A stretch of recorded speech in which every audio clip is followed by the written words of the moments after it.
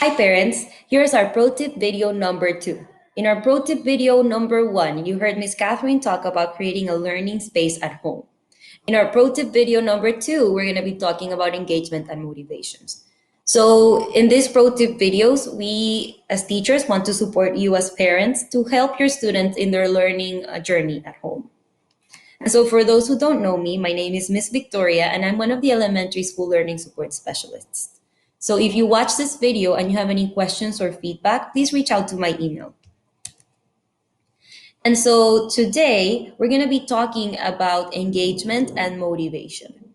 And supporting engagement and motivation is important so that we're helping our students think and make sense and process the new information that we send home. And so, to make that happen, today we're going to be talking a little bit about prioritizing process over product. Then we're going to look at engagement and what it is and how to facilitate it or support it at home. And then we're going to be looking at motivation, what that is, and how to facilitate it or support it at home. And so, first, let's look at how to focus in process over product. So, what do those mean? Process is how your child is making sense or thinking about new information. The product is how they show that they've thought and they've made sense of new information. And so let's talk through an example with how that looks like with our learning activities. So typically the teacher is sending out an activity. So for example, your teacher will say, okay, writers, today you're going to work on writing a nonfiction story about your favorite animal, right? So they present the activity.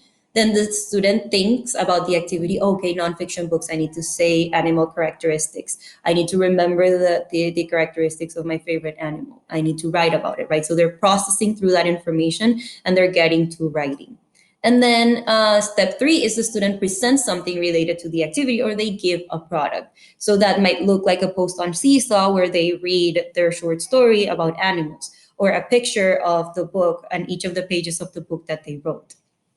And so in this sequence, what we have found is that for many families, the expectation of a product or a post at the end of the day can create a lot of stress. And so that's why we're talking about risk shifting our priorities.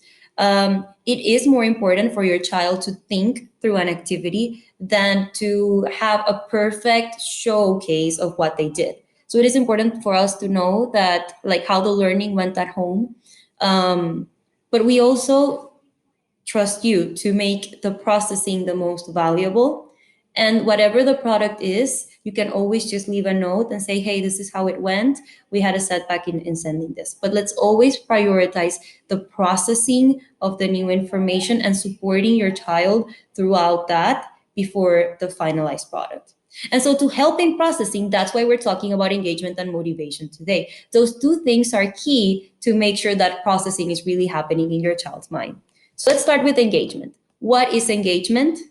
Okay, engagement is how your child is interacting with the task at hand. So, what do we want to be happening in their brains? We want them to be making sense of that topic. So, they need to be thinking about nonfiction and animals and how to synthesize that and create a story. And we also want them to make connections between that topic and their real life so that they see value in what they're doing and what they're engaging in. So that's what we want to be happening in their brains. It's not super easy to see what's happening in a child's brain. So, what does it look like? What does engagement physically look like so that we can make sure that it's happening? And so, typically, the child is orienting towards the activity, they're looking at the task, they're manipulating the materials, probably doing here. They're probably doing some writing.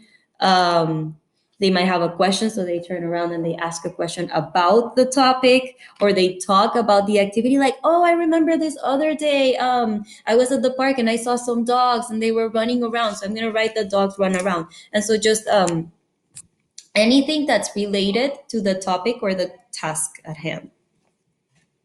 And so, how do we facilitate engagement? Here I wrote some do's and don'ts. So, do allow your child some independence, even if it means adjusting the difficulty of the work. So, as a rule of thumb, it's easier for us to be independent in things that we know we can do. And so we always want to allow some opportunities for our students to be independent. This might mean that we need to make the task a little bit easier for them to engage independently, and that's okay. You can reach out to your teacher and we can support you on how to make the task a little easier so that there's always a chance for independence at home. Avoid doing the processing for your child. So this is what we might fall into if we start prioritizing the product. Oh, we need to make that seesaw post by this afternoon. So here, let me help you write that word, and so then we can take the picture and post it on Seesaw. No, we want to take a little bit longer in the processing. And then if the post on Seesaw is not perfect or if it's a little delayed, that's okay. Just reach out to to the teacher, and we understand each learner moves at a different pace and we want to support that process. That's not to say you cannot help your child. You can and you should. Our students do need support. And so some ways to help is to model or us showing them how to complete a task.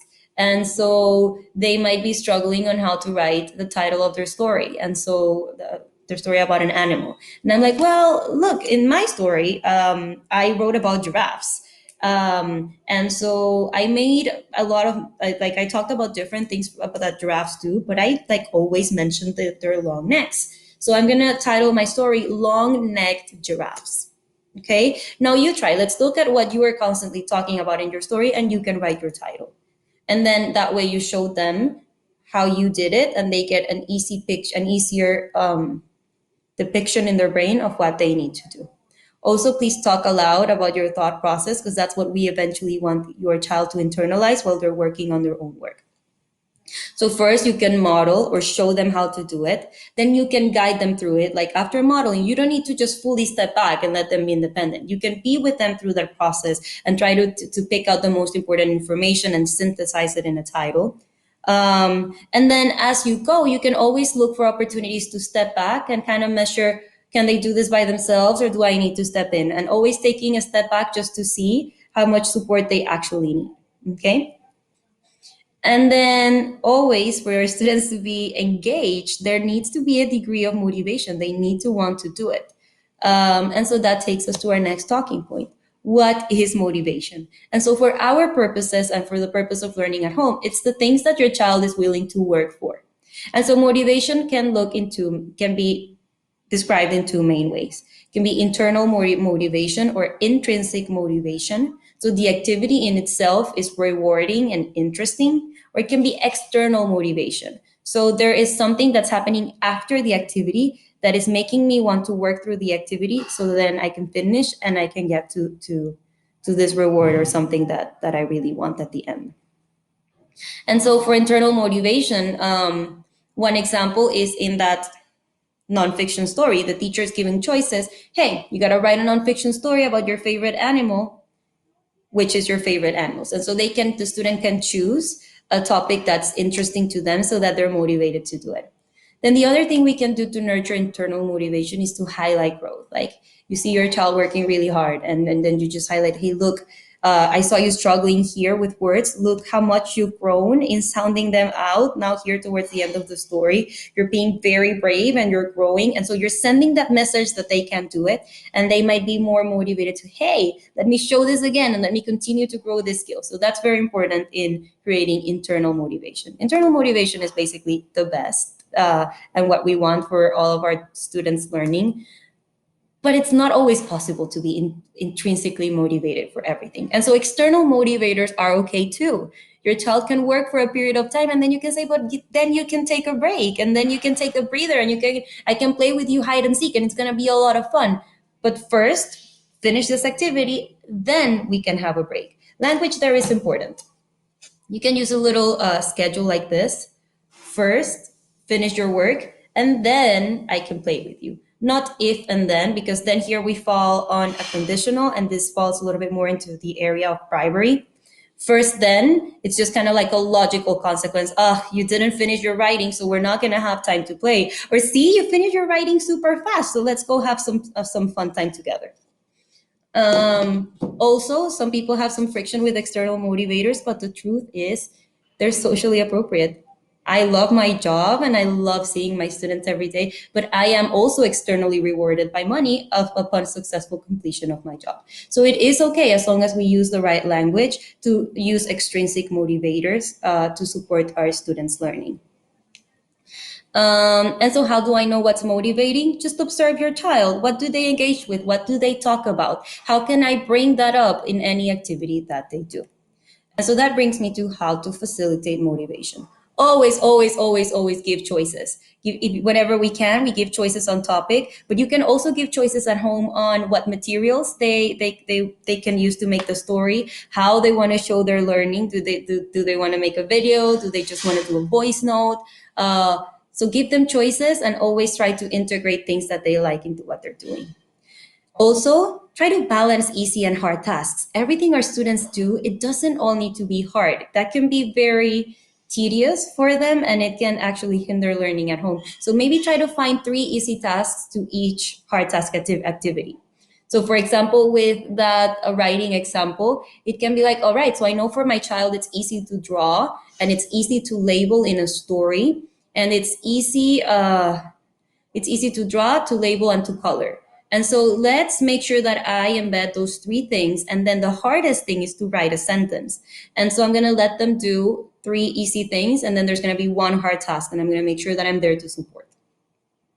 Then let's always reward and celebrate success. I know sometimes our struggle and so it's harder for them to get through the activity, but then let's reward the effort and whenever they're finished, let's give them like, again, some type of break where they can just kind of like disconnect, but always making it contingent on the effort that they put. And then always give them specific praise and feedback. The more specific, the better. Hey, I saw here you were struggling on writing this word, but then you started to sound it out loud, and then you finally were able to write it. That was amazing. Let's continue to do that throughout. Okay? So let's always keep our students motivated by giving them that good feedback.